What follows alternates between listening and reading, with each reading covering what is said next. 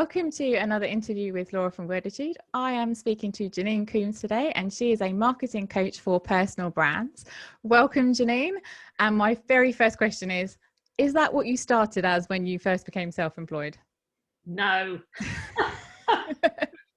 No, God, it took me ages to figure out what I was doing, to be honest with you. In fact, it's only very recently that I've been that articulate. Okay, so fill us in with the beginning of how you ended up being self-employed in the first place, and what was your first money-making venture? Oh my goodness. So I had been thinking about it for quite a while, because my husband started up his business 15 years ago, say. I don't know, long time. And I thought, well, if he can do it, I can do it, because I mean, how difficult can it be, seriously? And so then I thought, right, I'm going to have kids. So I was already thinking about working for myself. What would that look like? I came up with crazy ideas that I would have absolutely hated to have run a business on, like baking and snacks for commuters, and meals for busy families. Did you start any of them, or was it just writing down I could do these things? I wrote them down. I wrote a business plan for the snacks for consumers, and it was like a really good business plan. And then I didn't go any further with it. And then I had my first child, and I thought, okay, this is it. I don't want to go back to commuting and working in a gigantic organisation again.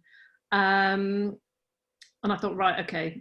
And I for some reason I didn't naturally think of marketing, but eventually I was just drawn to it like a magnet. I could see people not, finding it difficult or doing it wrong, or paying, like friends who were paying for ads and not getting anything from them. And I couldn't keep my nose out, quite frankly. I just could not keep out of it.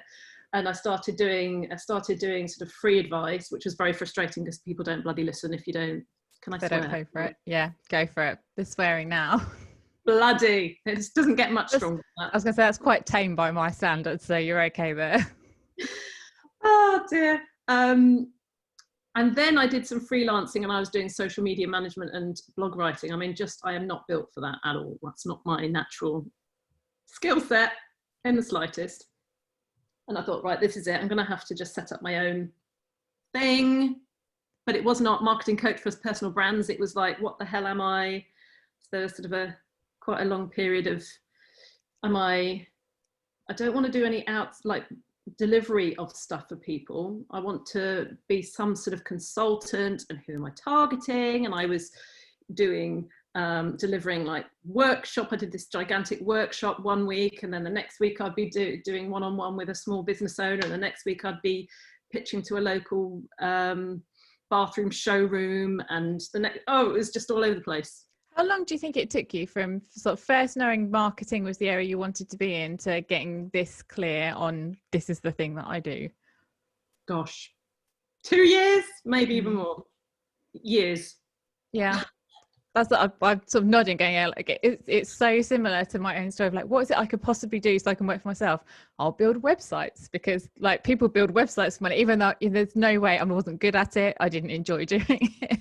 But it's just that we grasp onto whatever is the thing that we could possibly do that might make money and people pay us for. And it takes a really long time to realize you could just choose something that you would enjoy doing. You don't just have to do whatever's obvious in front of you. You could choose something else.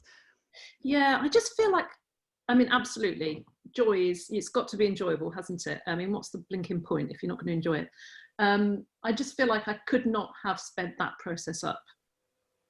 I felt like I needed to try out a few different things, and then I've narrowed over time. Are you like a learner that has to do things? Like you learn by doing it yourself rather than reading about it? And do you know, no, I do. I love a good book, and I can learn from books, but I think if there's any marketers watching this or listening to this, I hope that I'll get lots of nods. Marketers are the worst, I think, for marketing themselves. We're just so wrapped up in our theory and all the knowledge, and it's got to be perfect, and you know, well, if I'm going to say I'm a marketer, then when I first started, I thought, right, well, people are going to expect me to be on every single social media platform and know how to use it. So I set myself up on Snapchat and TikTok, and what did I think I was doing? Pinterest and Instagram. How did that work out for you?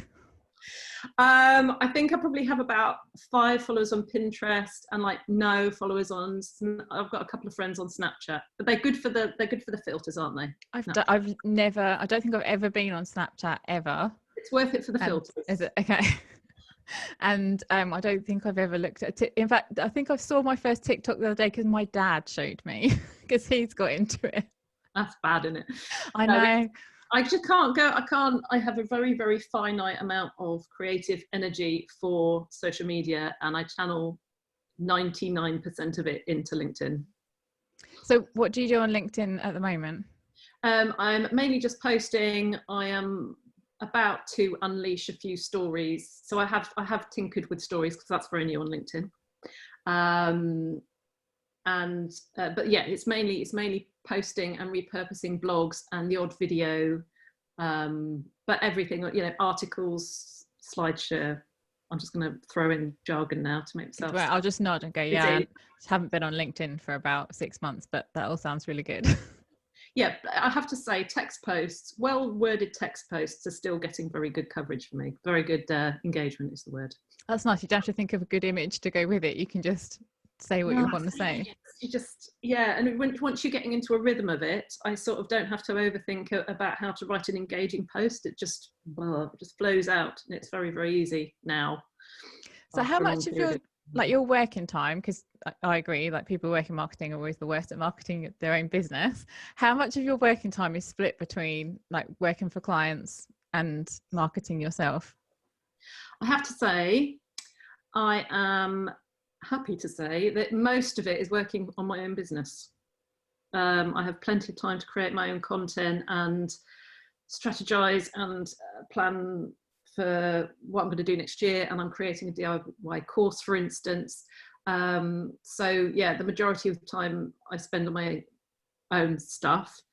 Currently I'm a high ticket, low volume business model. I have Premium coaching. High-end coaching. Yeah, which means that but every client I have, I really do give them a slice of my headspace. I can't have that many because I'm thinking about them the whole ruddy time.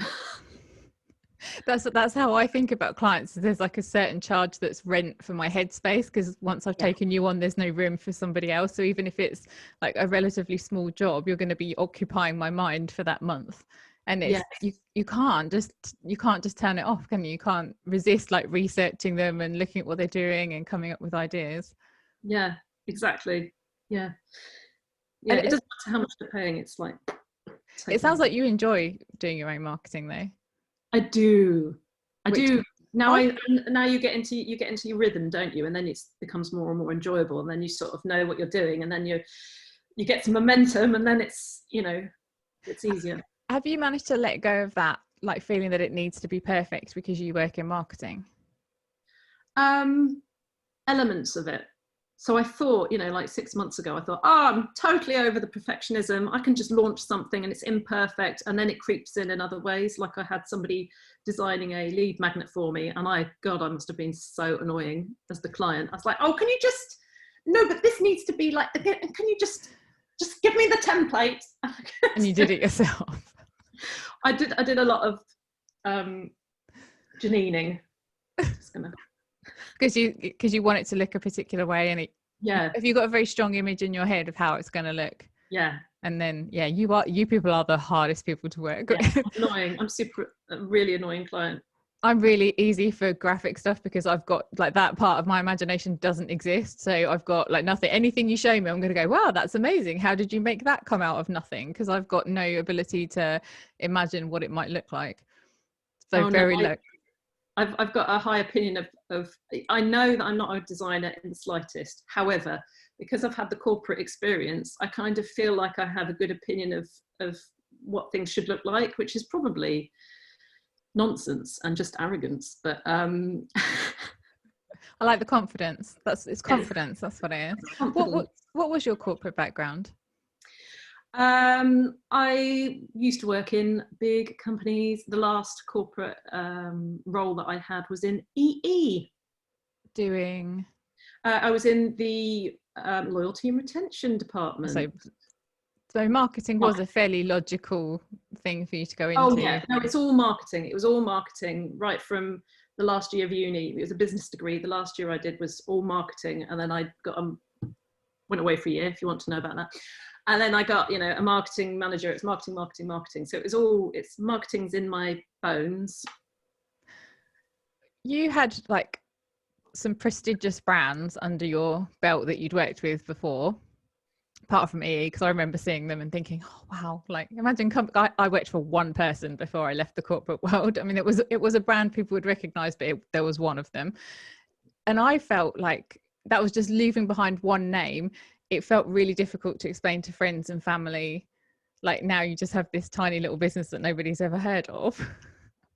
Did you miss that kind of like the prestige that comes with working for a recognized brand and being able to like explain to people what you do and then have some degree of understanding of what that would mean? I just don't think I'm that shallow, you know. Thanks. No, I'm joking. I know what you mean. My first role, I mean, you'd have to be quite old to remember this, but free serve. Are you old enough to remember? I'm nearly 40, so I should. Yeah. I mean, I remember like Lycos when we first had the internet, so I am quite old. No, you might not be quite old enough. Free serve was it was when I joined. It was dial up. Oh yeah. So I was there when broadband was launched. I was there, dear, when they launched broadband. So free serve to me, that was like, hey, I have arrived, because they had, you know, quite high visibility, not huge ad spend, but it was high visibility, high cut through ads, wacky ads. It's really funky young brand. So yeah, I really like that. People knew. It's like, yeah, work for free serve, work for Europe Car, or work for Orange EE. Yes. And now you don't have that. No. And are you allowed to say like the people that you do work with, or would that people wouldn't know anyway?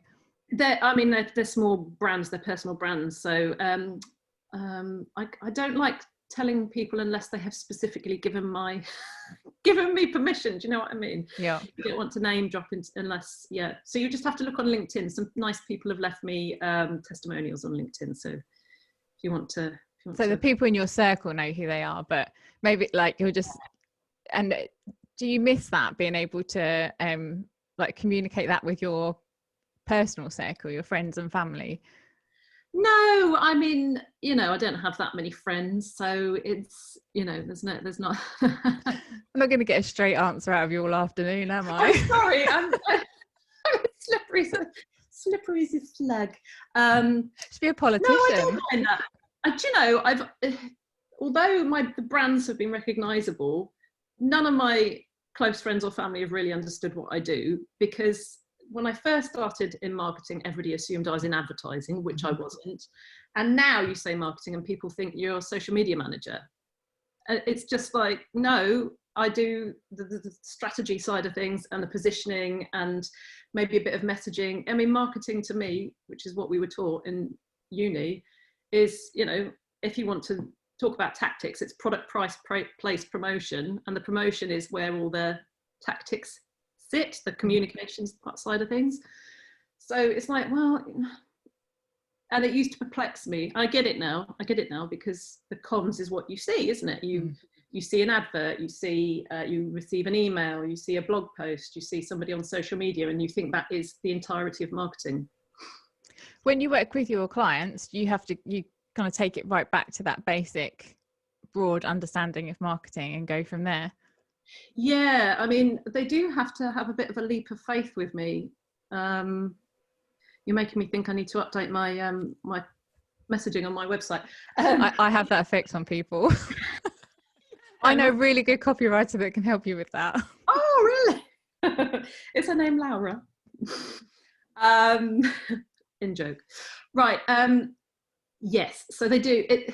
When you're talking, I mean, you know this, you can't write a sales page, you can't write any copy for something that's not going to sell. Yeah, you can't. That's like the first thing is we pedal back and go, but first of all, tell me a bit more about what this is, and does anybody really want it? Because I'm not going to say yes to doing the page if I don't see that match up. So I think people get that, you know, I mean, what the questions you ask, it's like, okay, this is obvious that you need to know the answers to these questions. So you don't have to sell it too much. But yeah, it's similar. It's like, right, okay, what are your long-term goals? You know, these things that you're doing, these launches you're planning, these offers you're putting out there, are they actually going to deliver this long-term vision of yours? I mean, they'd be crazy to say that that's irrelevant.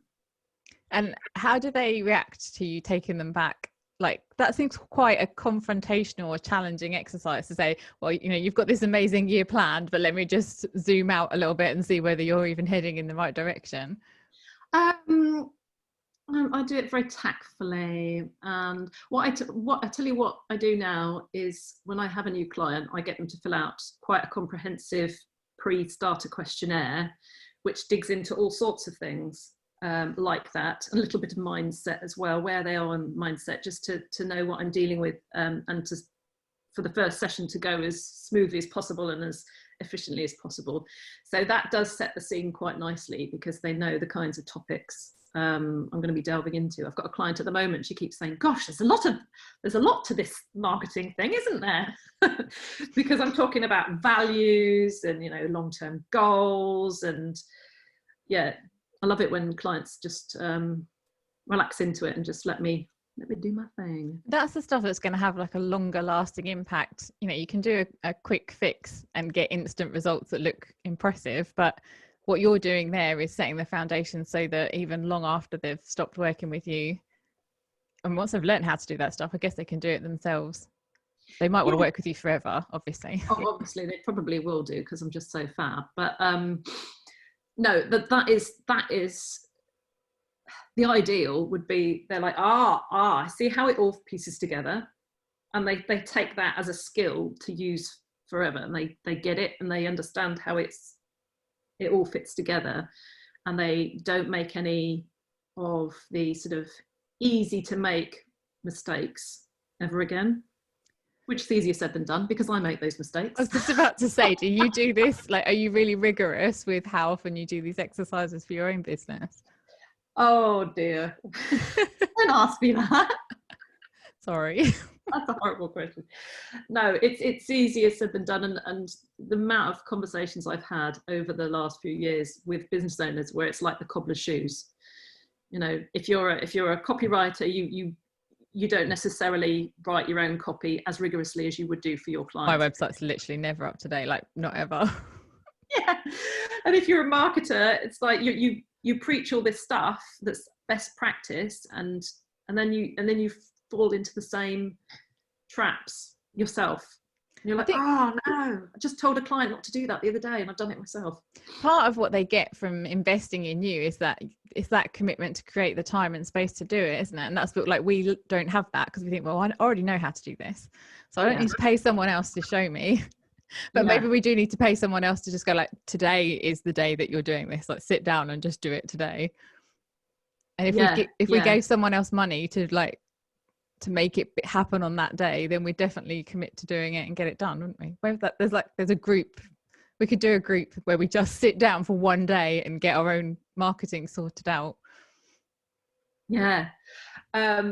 Any coaches or consultants, the objectivity and sort of the accountability, that's part of what you're paying for, isn't it? I am working with a consultant at the moment who's helping me with stuff, and some of the things she's telling me to do, I'm like, why have I not done this already? And because I'm paying her money, I'm actually doing the work. So that has been my solution. You said that like everything that you went through for the 2 years to get to this point, you don't think you could have done it any faster. I don't think so. I've had like a similar experience, and now I look at things like, have that moment, you think, what, I already knew this, like 2 years ago I already knew this, or I already had this idea 2 years ago, why am I only now making it happen? But it's almost like there needed to be like some sort of, I don't know, like foundational experience in place before you really bought into, oh, this is a good idea, or now I really know how to implement it, or how it might pan out. So if you come back around on things that you had originally thought of before and ideas that you've had in the past? One or two, yes, with slight amendments. But yeah, I've had conversations with friends who've said, I'm now doing things that I thought of originally. I mean, mindset is such a big part of it. I think that's what we're talking about, isn't it? You have an idea, but maybe you don't have the courage, or you don't have the self-belief, or maybe you don't even have the skills to launch that yet. So it might be skill-based or experience-based as well. But the stuff I'm doing now, I couldn't have done at the beginning because I wouldn't have had the skills. So it's tricky. It's a tricky melange. Do you think there is anything we could do to speed it up? One thing I do believe is just sticking your stake in the ground and launching something is better than nothing at all. And you learn, personally, I learn partly by doing. I put something live and I'm like, oh, I don't actually want to deliver this. I've done that before. Oh, just put this offer out. I now realise, I feel it in my body that I don't actually want to deliver it. Or it's like, oh, those people who said that they wanted to buy this thing, they're not actually going to buy it. Yeah. They were all lying. Thank you. They were trying to be encouraging. That's what they were doing. So sometimes you do have to just bung something out there and suck it and see, don't you? And then when you like feel like, oh, I actually don't want to sell that, or it's not selling because it's obviously not what people want, are you a tweaker or just chuck it away and start again? I'd like to think if it was just tweakable, then I would tweak it. But yeah, I have completely binned something. But the point there is I haven't spent ages and ages creating something.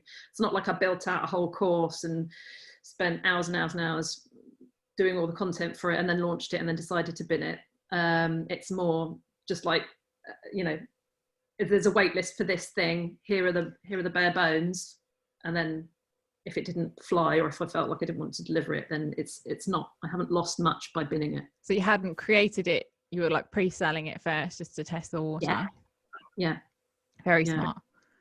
And is that new, or have you been doing that for the last 2 years? Yeah, I've been doing that for a while. Yeah. I've been doing it for a while, yeah. It was probably advice from somebody else that gave me the courage to do that. You might have, your 2 years might actually be accelerated then. So like if you're already doing that, it could have been 5 years if you weren't already doing these things. See, that's the positive way to look at it. It's only 2 years, it's only not been 20. 2 years. Yeah. Could have been 20. So how long have you had your own business now? Is it coming? Oh gosh.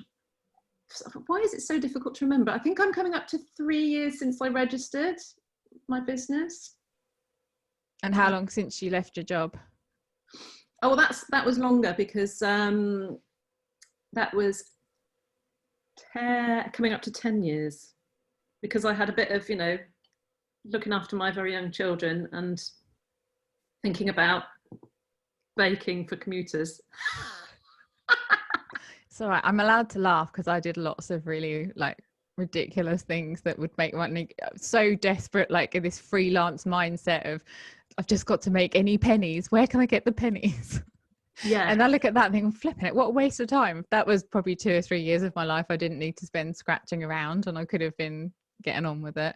So I'm allowed to laugh. I didn't bake, but if you've ever seen any of my baking, that's pretty self-explanatory as to why I didn't think a cake making business was for me. But it's basically like anything I could do with a computer, then I thought that was. Well, you see, that's a bit more logical. I had a friend who was a childminder who needed an assistant, and I don't know what I was thinking. I was like, I'll help you out. Yeah, I'll do that for God knows, not much money at all. And the very first day I was like, yeah, I can't do this. What do you think, like what happens to us as well? We will go from like this job, like I had a business degree and a really responsible job in middle management, and you know, some years, not decades, but some years experience in marketing communications. And then as soon as I was self-employed, I was sort of freelancing, I was scouring Upwork for anything that would pay like £3 an hour. I don't know. And it sounds like you could have had a similar, you know, I'm in this job, I'm doing really well, I make this much money, and now I'll do anything for minimum wage just so that I'm doing it for myself. I do feel like it's an almost universal. I've just made up. That's a brilliant word. We'll keep that one. It's an almost universal, like you have babies and your confidence goes out the window. It's like, you know, your identity has completely changed because you're not that anymore. You're a mum who is very, very tired and has no energy and doesn't put herself first in any sense of the word. And personally, that was very, very stark, you know, identity shift. It took me ages to re-find myself. And like the bulk of your day just gets taken up with stuff that anybody could do. I like to make a big performance out of it. Like, oh, look, I'm the only one talented enough to change a toilet roll. Aren't I very special that nobody else is able to do this in my house? Like to ham it up. But I've noticed like the benefit of the lockdown, my husband would never be self-employed. He looks at this and goes, no, never in a million years am I going to do that. That looks way too stressful. But he's been working from home during the lockdown. And that meant like there's someone else to stop halfway through the day and sort out lunch and put a load in the washing machine. And my, like the income and my business just went like, because I clawed back so much time, but it wasn't just the time, it was the mindset during the day of I'm not this person just plodding along, loading the washing machine, unloading the dishwasher and squeezing in a little bit of work. I kind of became this other person where work was the bigger focus of my time. And then I think, oh, wow, I wish I'd known this 10 years ago. That would have been useful. Yeah. Oh, don't get me on the subject of mental load. I feel it now. Have you heard the term mental load? Yeah. Yes. I feel it. I can feel it. And when my husband's trying to put stuff on my mental load, I'm like, no. Full. We've got a whiteboard, a magnetic whiteboard on the fridge, and I just point. Go like, whatever it is, you can write it down there. I'll come back to it if I need to know what it, you know, if I need to read it later. But anything, it just starts like, so we're getting an aside here, but we just start shouting out shopping, things that we need on the shopping. Can you add this to the shop and this to the shop? And it's like, I am not in the shopping app right now. I'm busy doing something else. And no, I'm not going to remember those 7 things you just reeled off at me. So I'm getting better at just pointing and having that written down so I can come back to it later. But that is in no way sharing the mental load. He still just gets to just take it out of his head and go, there you go, that's for you to look after and I don't need to think about it again. So if you've got any like top tips for nailing that would be really helpful. I don't know, moaning at them doesn't work. No, that makes it worse. Much worse. I can only tell you what doesn't work. I've got a long list of that already. No, but keeping it vaguely on topic, I don't think it is really, but the lockdown, I've had a similar halo effect, if you can call it that, because over the summer holiday, or even before that, when we were having to have the kids at home, I know you have the kids at home the whole time, homeschooling, it was a fresh new experience for me. And Rich, who has his own business, who always, we'd had this conversation about, could he take the kids one day a week? Could he take a day off per week during school holidays and what have you? And he'd always said, no, he couldn't fit it in. But lockdown hit. But you could. Well, you could fit in all of the days of the summer holidays, but he could fit in 1 day a week. Okay. Well, it's like the whole breadwinner argument, isn't it? Because his business had built up over, I think it'd been live 10 years by the time we had our kids. So yes, it kind of, and then I left. And if you're not, it's like this unspoken argument that you've never had. Yeah. Unspoken discussion that if he's earning more money, then your business isn't worth as much. Yeah. And so their time takes priority. Yeah. But we've never actually said that. And this feels like it has evened it up a bit, because over the summer and over lockdown, when the kids weren't at school, he would take off 1 day a week to look after the kids. And okay, I had to cram all of my client calls on a Wednesday, and I did my own work on a Saturday and Sunday, but it got done. And I was very motivated to get it all done in the time. I was going to say, I bet a Wednesday morning you woke up and you're like, let me out, I'm ready. Yeah. And people would say to me, oh, poor you working at a weekend. I was like, I'm away from the kids. It's awesome. Are you joking? Living the dream. I've got a little mental health bunker here. It's all quiet and clean, and I don't have to feed anyone. Have you got your own separate office space so that you're away? It's Rich's office. It's Rich's office, but there was nobody else in there. So there was no issues with contamination. You mentioned working at the weekends and that you're happy doing that. I struggle with that too, because sometimes I'll work funny hours, especially in the summer. If it's a like sunny afternoon, we go down to the beach just as everybody else is leaving. So I'll be down at the beach for about 4 o'clock in the afternoon till about 7. So our dinner is in a really weird time, and then I'll start work. So it looks like I'm some sort of weird workaholic who likes emailing people at 11 o'clock at night. And I get a lot of sympathy from friends and family, and concern / criticism of, you know, not having any sense of life balance. But it's like, God, we get to choose. I'm choosing to work in the evening. I haven't worked all day. When you were all in the office working, I wasn't. I was doing this instead. But it's hard to get over that feeling of this, it's wrong in some way to be working evenings and weekends, because we've been so conditioned that that's what workaholics do. Yeah. Unless I've just confessed something that's only me that struggles with that. No, I mean, I don't have any issues with working in the evenings. I just don't do it. Okay. But if I had to, then I would, you know, and if the choice was have a lovely day and go to the beach and then work in the evenings. My evenings are I have dinner and then my brain goes, well, hey, we're ready to get started for the day now. You've got to do it when your creative juices are flowing. I can't write in the afternoon. I can't do anything creative in the afternoon or evening. It's got to be first thing in the morning. And I don't mean 6 o'clock in the morning. I mean after the kids are at school. Yeah. I have to do, it has to be the first thing I do. So wake up, make a coffee, sit down and write. I just talk to no humans. The dishwasher's not getting looked at. The cats might get fed because they're a bit of a distraction if you're trying to concentrate and they're starving quietly in the kitchen. But if I go off and do anything else, then I lose it's like my brain has worked on it overnight and then I need to jump to it first thing in the morning, or after dinner when everybody else is winding down for the evening. That's when my brain goes, come on then, let's go, we're ready, like let's start work now.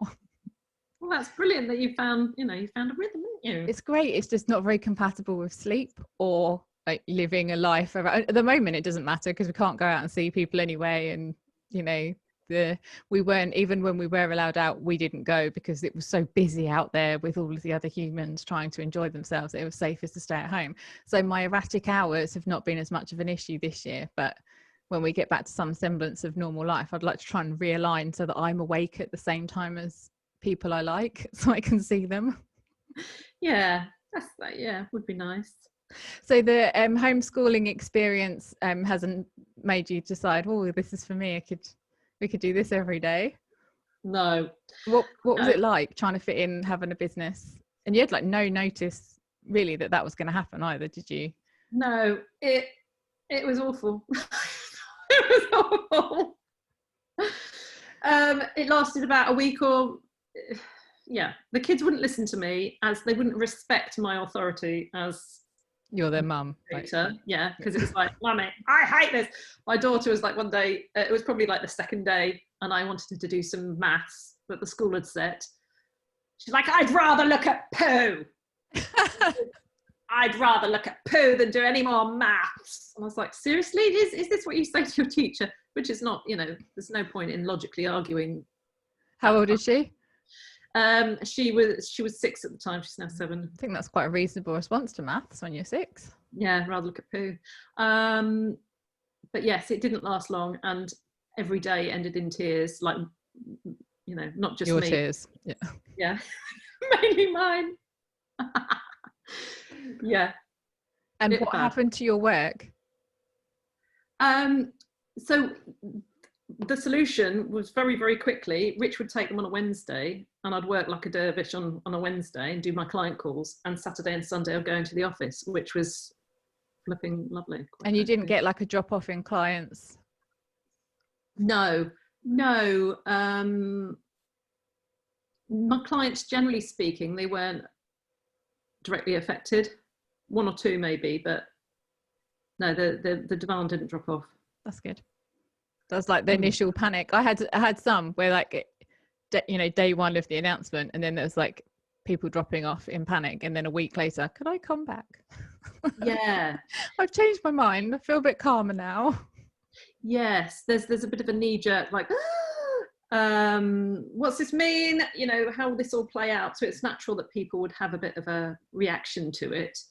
but it didn't take long for people to be thinking, oh, do you know what, this is actually the time to, you know, to if they're push not on. busy, then this is the time to be doing all that strategy work that they've been putting off. And if they are busy, then they would be carrying along as normal. So So if I go way back to when you left your job and you were considering your baking business or snacks for, very specifically, that's quite niche, by the way, snacks for commuters, not just other people that get hungry, but specifically for commuters. Yeah, beautifully niche. It was well done. And then you went really broad with just social media, just anything to do with marketing. When you were, so that person there had in mind, I guess, that you would make some money around looking and being around to look after your own children. What was your idea of like what success would be for you? Oh, good question.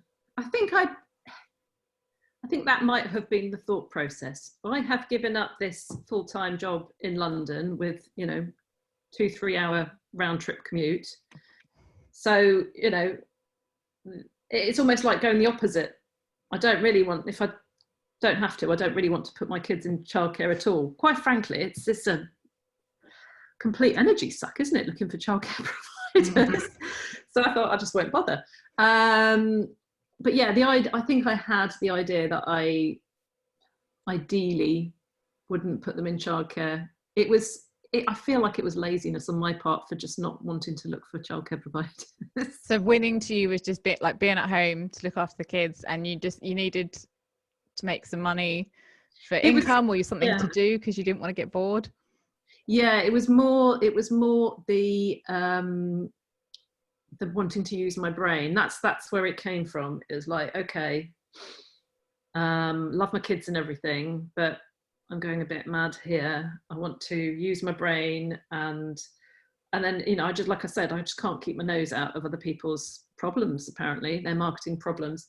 So that's where that came from. It was just a feeling like, you know, I've got this education, I've got all this experience.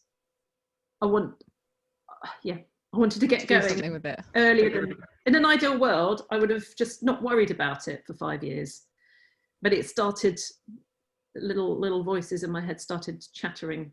Like you literally couldn't make yourself take 5 years off to just look after the kids. No. And are you glad, like, how it's turned out? Are you pleased that you went for it and shuffled your way towards this new career? Yeah, it's easy to say it now, isn't it? Yeah, it was fine. All the ups and downs, all in the past. Don't have to experience it again. Were there any bits where you thought, no, this is not worth it, let me go back to my original dream of 5 years staying at home with no work? Fleeting wobbles. You know, you suddenly think, well, I don't have to be doing this. Why am I doing it? You know, it's a hell of a lot of work, and it's very, very stressful. It's very scary posting on social media. And plus, you know, I remember when I first put my face on my photo on something, I felt like an idiot. Absolute idiot. Like, who do I think I am, putting my face plastered all over something? And now it's like, that is my personal brand. I've got me gurning over everything. You're like totally desensitized to it now. I could be scrolling through social, and then a little while later I go, oh no, that was my face that was on somebody else's post there. But if the first time that happened, it was like, can't breathe, you know, full on sweat, this is really stressful, my face is there and I'm having to look at it, and now it's just get used to it. Just doesn't, it's just like, fine. Yeah. So if you're getting if you listen to this and you're getting the fear, just get your face out there as much as you can. The quicker you do it, the more you post, the quicker you get desensitized to it, isn't it? It's like you just prolong the agony if you fret over it for too long. True. Yeah, nobody cares. Just get it out there. Yeah, you don't strike me as someone that has been particularly worried about visibility issues, though. I used to. Really? Yeah. Like I've mentioned that LinkedIn is my favorite social media channel. I was really scared to start posting on LinkedIn, and didn't use any of my photos on there for ages and ages and ages, because I was worried about what old colleagues and old bosses would say. I just thought they would think I was an idiot, and now I don't care what they probably are thinking I'm a complete idiot, because I am poncing about, and, you know, my brand is quite full on with me pulling silly faces and things. I just don't care now. It's like, okay, that person could be looking at that and thinking I'm an idiot. I just don't care anymore. Have you heard from any old colleagues? I heard from an old line manager, actually, the last line manager I had, and she was under the impression I actually did LinkedIn marketing, like managed other people's accounts, which prompted me to review my profile. I was like, I don't do that. But she'd obviously spotted that I'm awesome on LinkedIn. That's it. And so she asked me if I would consult with her and maybe manage her profile. And I was like, yeah, I don't do that. I think also there's there's a lot of people where they'd just rather ask the question, like, will you do this, rather than read your profile to see whether that's the sort of thing that you do. It's like, I hope you do this. So I'm just going to ask you. And then that's only one sentence of typing. True. Of work for them. Yeah. As opposed to... Exactly. Janine, I know her. She seems to be doing very well on LinkedIn. Can you manage my LinkedIn? No. Yeah. So that only took 5 minutes. Might not have been like a fault on your messaging part. I think that's just the way that some people operate. Thank you. Appreciate that. Okay. So is LinkedIn the place where people need to find you to keep in touch with you? Yeah, come and join me on LinkedIn, or connect with me if you're already on there. And do you do like a show on there? I used to do I did 2 series of the Secret Marketing Show. That's what I was thinking of. Yes, where it was a bit wacky and I'd dress up as different characters. The problem was people got a bit confused as to what I did. Oh, I liked the dressing up. Yeah, it was fun. I was too good at it. That's the problem. You're very good at dressing up. They thought that's what I did. They thought I did videos for other people. You're not tempted head in that direction? It's one of these things. I feel like it would have been an easy win, but my heart is with the strategy. It's hard, isn't it? When you keep thinking like, oh, what that could make money. Oh, I could do that. Oh, I could do a course on this. I could do LinkedIn marketing. I mean, that would have been really, really easy for me. This is how to write your profile. This is how to write your headline. This is how to write engaging posts, and this is how to get leads, and and break down my approach, or whatever. But it's just not where my heart lies. My heart lies is really getting into the guts of somebody's business and their long term, where they're heading. And LinkedIn might not even be the right platform for them. I mean, conversely, I think people get their knickers in a twist too much about, where are my audience? They're everywhere. They're bloody everywhere. Should I be on Instagram? They're everywhere. There's like literally millions of them all over the place. So just pick where you're happiest. There'll be enough there to keep you going. Like you don't. Yeah. I've had that conversation a lot of times. So we do the numbers and go, this is how many people you need like to be attracting. So you could find that potentially if you just walked up and down the high street with like a cardboard sign on you. So you'll be fine. Just post on whatever platform you like. Yeah. There's a florist doing very well on LinkedIn. I mean, if I was a pure marketing consultant and she'd come to me as a client, I'd say, oh, well, Instagram, because it's pictures. It's graphic. But no, she's doing fabulously on LinkedIn because humans are everywhere, aren't they? Probably the only florist on LinkedIn. So really, even better. What was the course? You said you were working on a course.